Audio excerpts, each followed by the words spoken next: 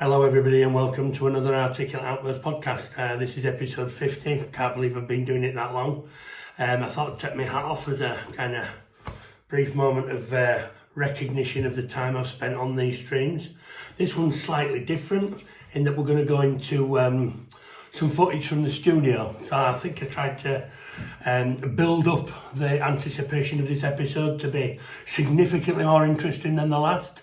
And the last episode I thought was, how can I put it, a little bit with laboured, putting it mildly, and this time we are back in with a bang. So first of all, I'm going to cut to us in the studio larking about and warming up.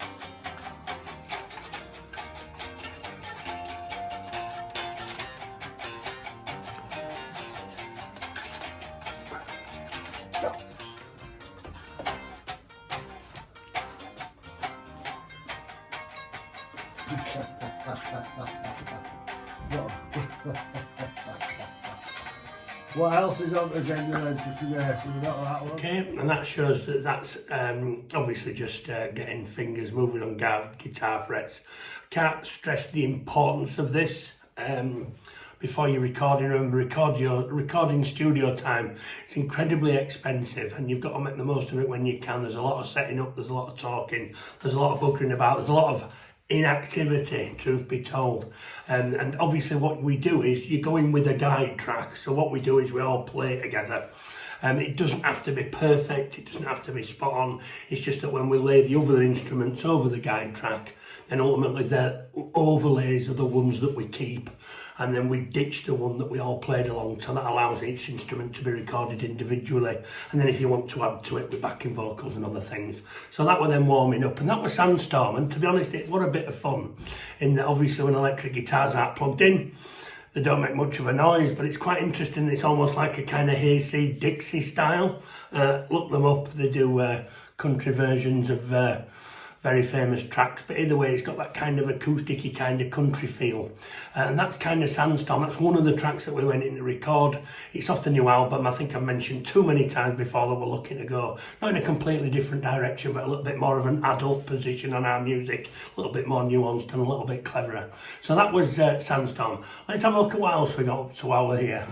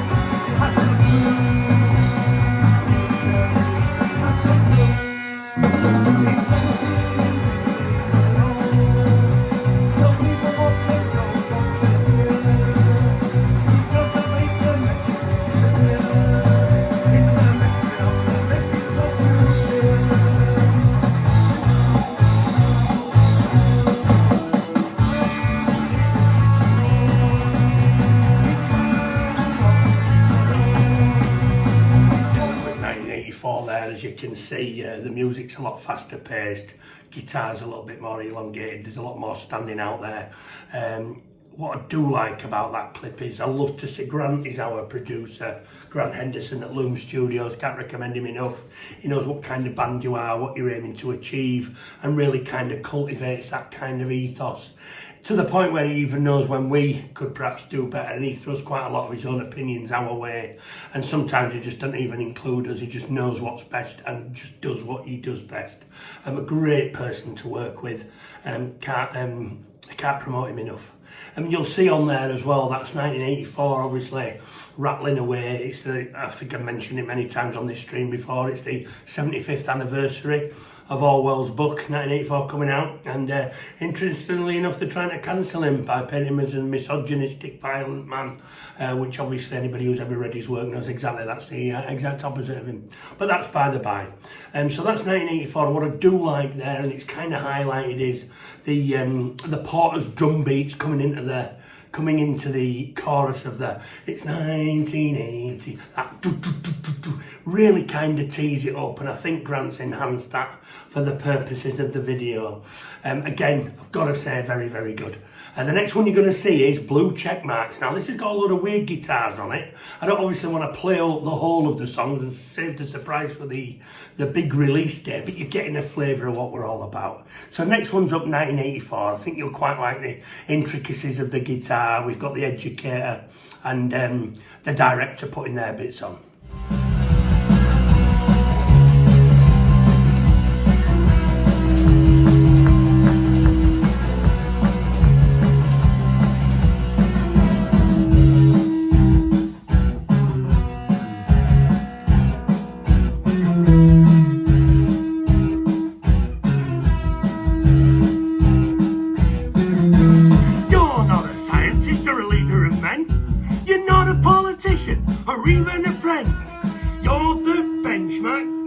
You can see that the guitar's getting laid down, and the unusual, and how can I put this,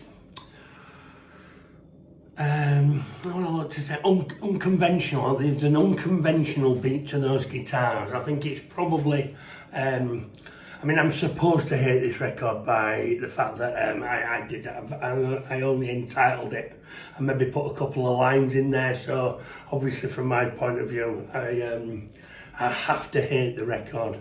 But even against this backdrop, the guitars and the intricacies there are, I've got to say, I think quite special. Obviously, all credit has to go to the educator for that. He had a clear idea in his mind what he wanted to sound like. I had a clear idea in my mind of what I think that the words should be, and I'd kind of put the structure together, but I think in the end it was, many of his, you'll tell which one's his favourite lines are, because when we play it live, he blabs them out perhaps louder than me. But so ultimately I still think out of the recording studio, and out of the 3 tracks that we recorded, I've got to say, for me, that is the strongest of the 3. I think the others do need a little bit more work on them, but that's by the by. And then obviously the next clip is our lead guitarist, the director, loves to arse about on the drums. He's got a drum kit in his house, and he just constantly improves and improves. Every week we've got 5 minutes of him bashing the drums, and it'd be remiss of me not to put in this clip of him being the most annoying man at band practice again.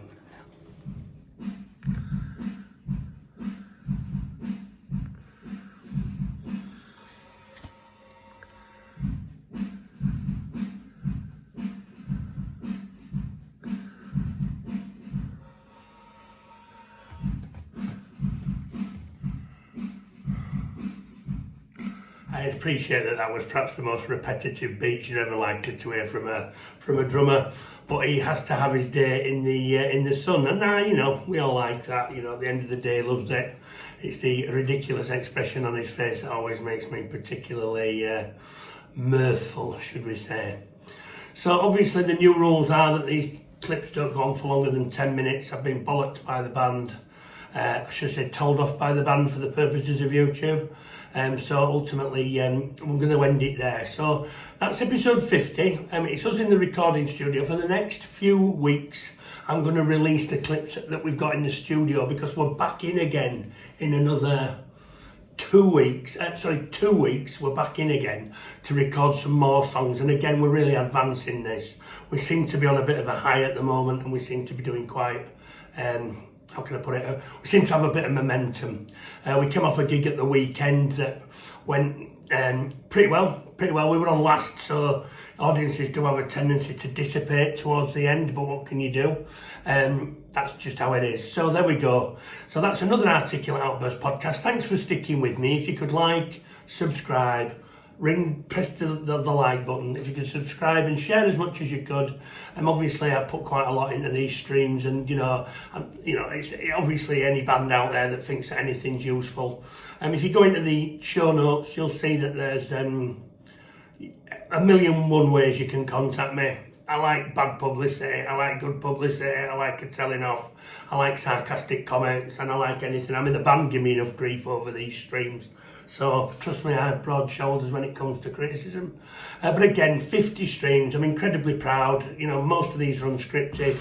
At the most, I've got a couple of lines, and that's just to remind me which clips I'm into cutting into this. So there we go. Thanks very much, and I'll see you in the next one. And thanks for all your support and all your kind messages. It's always appreciated. Thank you.